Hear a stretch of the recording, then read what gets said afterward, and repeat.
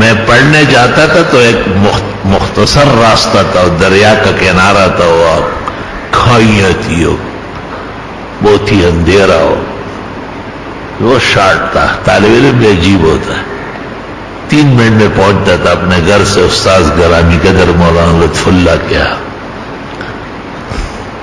اور دوسرا راستہ گاؤں کے بیچ کا تھا، وہ صحیح سلامت راستہ تھا لیکن وہ 20 منٹ کا تھا. تو جب میں جاتا تھا وہ ویران راستے سے تو مجھے ایسا لگتا تھا کہ پیچھے سے میرا کوئی دوڑ رہا اور بالکل کندھے سے مجھے پکڑ رہا. تو میں نے والدہ کو کہا، والدہ صاحبہ نے کہا یہ آپ کے استاذ وہ دیوبند پاس ہے.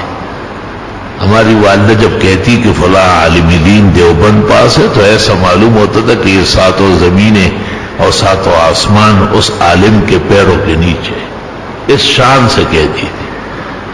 خون کے اندر ہماری سرشت میں میری والدہ کے اس جملے نے دیوبندیت رچا دی. بالکل ویرا خود دیوبند پاس راغلے گا دا خو باغت ویلوڑی دا خدا مسئلہ دا خود منگا. میں نے حضرت اقدس حضرت الاستاذ کو ایک مناسب موقع پہ کہا کہ میں دریا کے کنارے آتا ہوں تو آپ کے ہاں تکبیر شروع ہو جاتی، میں جماعت پہ پہنچ جاتا. حالانکہ ایسا کبھی بھی نہیں ہوا، میں اذان کے ساتھ ہی جاتا تھا. مثال دی حضرت کو. تو حضرت نے پوچھا کہ گاؤں سے نہیں آ سکتے ہو؟ میں نے کہا حضرت بہت طویل راستہ ہے.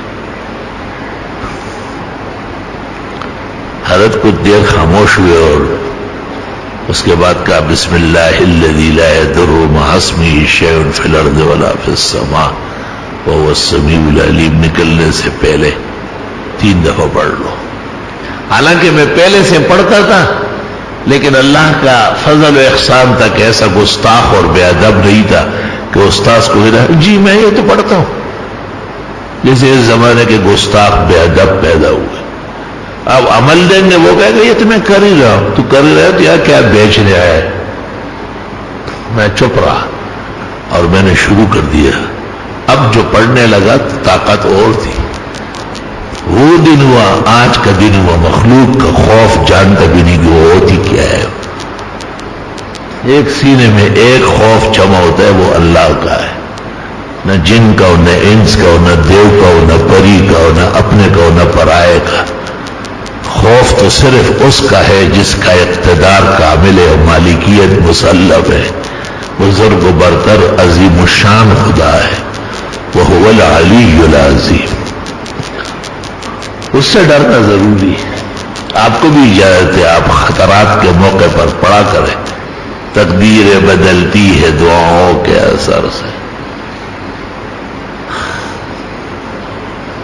وَلِلدَّعْوَاتِ تَأْثِيرٌ بَلِيغٌ وَقَدْ يَنْفِيهِ أَصْحَابُ الضَّلَالِ. دعاؤں کا اثر مانا ہوا ہے. نہ ماننے والے بدترین گمراہ اور بے دین لوگ ہیں.